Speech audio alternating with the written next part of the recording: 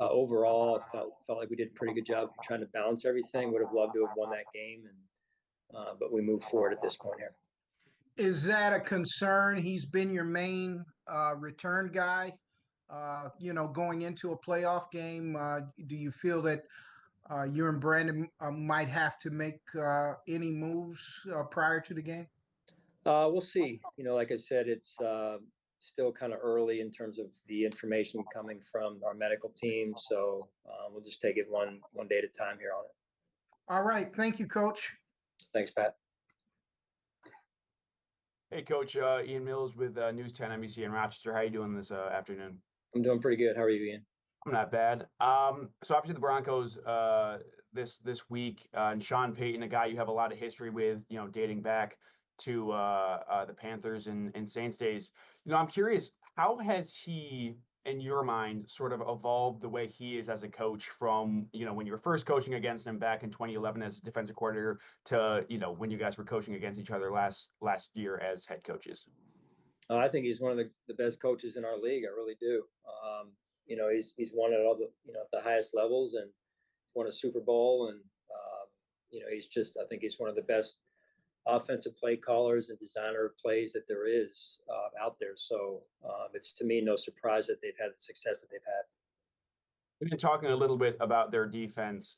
What, in your mind, has sort of helped that defensive line and that linebacker core sort of maybe unlock something to now become, they have the most sacks in the league by a pretty wide margin? Say that again. I'm sorry. I was asking about kind of the Broncos defensive line and linebacker unit. Sort of, in your mind, what has been unlocked with that unit this season to sort of give them that success? Well, I think they're extremely talented. We can start there. You watch the film and it jumps off the film just in terms of how fast they play and how explosive they are. So, they've been very, very successful and very productive, to your point. Thanks, Sean. Yeah. Hey, Sean. John Worrell, AP. Hi, John. How you doing? Good. Yourself? Doing well, thanks. Joe Brady, there's been reports. Can you confirm reports that there's been requests from the Jets and the Saints to interview Joe Brady? And what is your philosophy on these interviews right now? Well, I'll start there. I mean, yes, with the philosophy is, we're going to keep the Buffalo Bills and the business of the Buffalo Bills at the top of our priority list. And then number two is always wanting the best for Joe. And, he's a guy that's done a really good job here, as you guys know, and, deserves the attention that he's gotten. So with that comes some interview requests, and we have received some of those, and, we'll see where it goes in the days and weeks ahead here.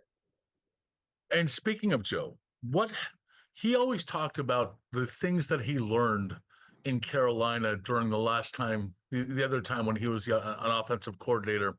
What have you seen in his development, maturity, and maybe just confidence that he's gained over the course of this, since he took over the reins a year and a half ago?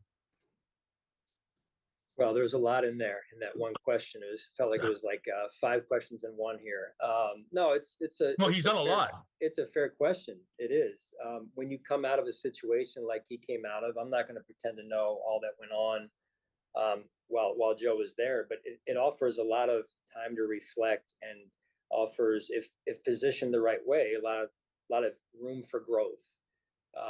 And so I think Joe's done a really good job of reflecting and then growing.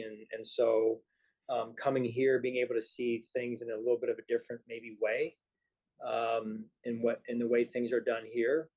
And then Joe continuing to grow and being able then, just over a year and a half ago, whatever it was, to, get another shot at being a coordinator. And, what I've seen is his leadership continue to grow and his impact on our offense in particular. Good. Thank you so much. Sure. Hi, Sean. Sal here. Good to talk to you. Sal. Good to see you. You too. Good. 2 questions for you. I know you said no new injuries other than Brandon. What do you assess as far as Terrell's chances for this weekend? Bernard, TB? Yes. Terrell Bernard, yes. No, I think, from the information that I got towards the end of the week from our medical staff was that he's trending in the right direction. And No news at this point is good news as far as I'm concerned. All right. And then the other one is Amari Cooper back with the team after being excused for a personal family matter, or could you give us any light on that? No, he's not. He is not returned at this point. Okay. Do you expect him to return this week and be available for the game? I would hope so. Okay. I'm taking it one day at a time. Okay. Thanks, Coach. Sure. Hey, Sean, how are you doing? I'm doing well, Catherine. How are you? Good, thanks. I was wondering, I know the game yesterday was also about evaluating guys who don't get to play quite as often, and I was just wondering if there was anyone in particular who stood out to you when you either saw it live or watched it back of, oh, I'm learning more about what this guy does when he's on the field. Yeah, I mean, I would say, there's a number of guys out there, Catherine, who either haven't played a lot or played not at all, and so they got moved into from maybe practice squad. They had an up, and or were special teams players, and that was their role. Then they moved into a full-time position, and so for all those players, I think just looking at the increased workload was it was admirable to see those guys push through, because you got some defensive linemen out there or players on offense who go from almost playing 0 reps to a full game. And so that's hard to do, especially this time of year.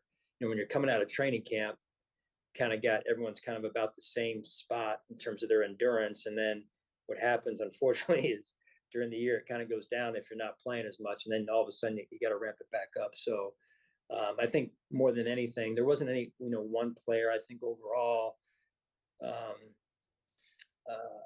you looked at just the ability for those guys to carry that type of load was impressive.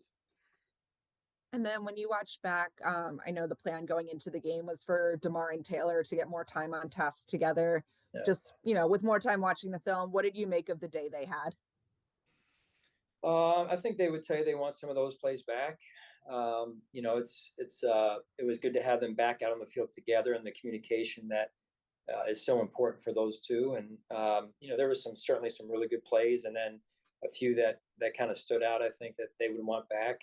But it was good. Hopefully they're knocking off the rust, just being back together for the first time in a few weeks here.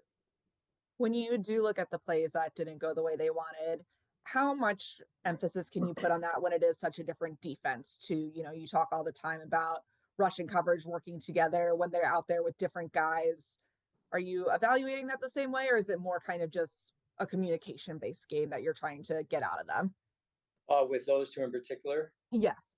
A little bit of both, I would say, is knocking some of the rust off them individually, and then them, being out there together, I would say, in the communication. And then at the end of the day, making sure that for every position, every player, that our fundamentals are where they need to be. So I would say it was a blend of all those areas. Thanks. Sure. Coach Mookie Hawkins, 104 Sports 1080. Welcome back. Good to see you, Mookie. Coach, just tell me a little bit about what makes Bo Nix dangerous. Oh, man. Extremely aware of different coverages, different looks that defense gives them, extremely mobile, tough. He's the real deal. Absolutely, Coach. And I know you wanted to assess, some of the guys yesterday, but care to talk about Dwayne Carter's process, coming in as a rookie and, his process, how he's developed so far? I thought he did a good job. He pushed through a little bit of an injury or two in training camp, and then he was able to kind of get on this type of upward trajectory. And then he had that setback with the wrist hand injury. And I think he's working himself back. I don't think he's back to where he was before, but he is showing signs of improvement and working himself back to where he was.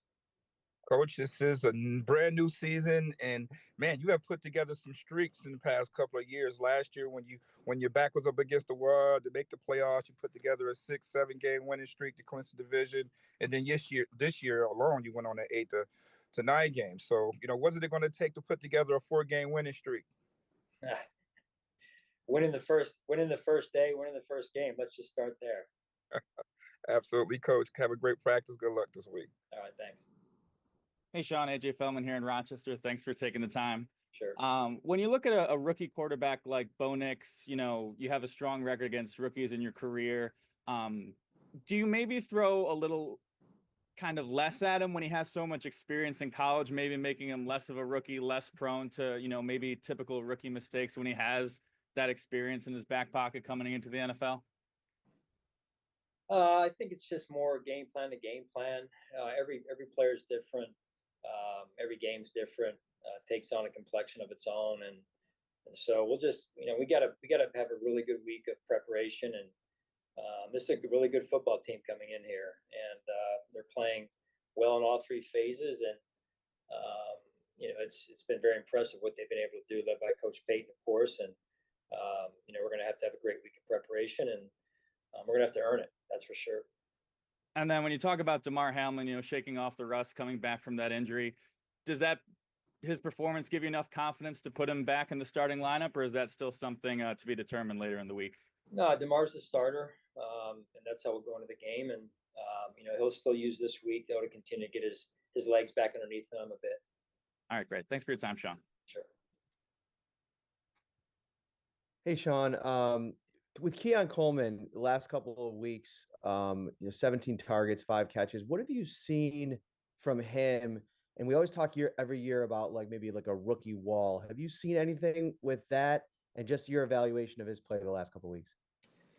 Yeah, man. I think the honest truth about it is every rookie who says that they don't hit the wall, they've hit the wall, right? It's just a matter of how much, because it's just so different, the length of the season from the college season. So I think all rookies hit the wall, generally speaking, and then some more than others. As it relates to Keon, I think it's really just continuing with him, because you think about, he missed a few weeks, right, with the injury, so that may have helped him a little bit from a freshness standpoint. And then it's really about him continuing to grow and improve and play his best football down the stretch for us here. We're going to need it. Mm-hmm.